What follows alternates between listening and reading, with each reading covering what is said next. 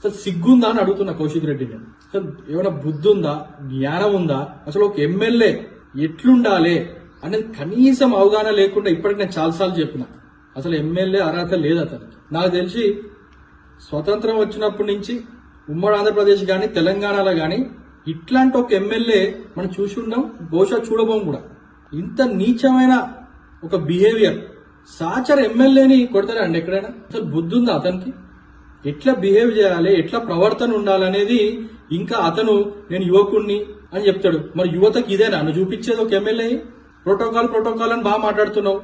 మరి నువ్వు మాట్లాడినంత వరకు మనం ఒక అర్థం చేసుకోవాలి. నిన్న జరిగిన విషయంలో నీకు అవకాశం వచ్చి నువ్వు మాట్లాడినంత వరకు ఏ ఒక్క ఎమ్మెల్యే గాని అక్కడ మంత్రులు ఉన్నారో నిన్ను అడ్డుకున్నారా?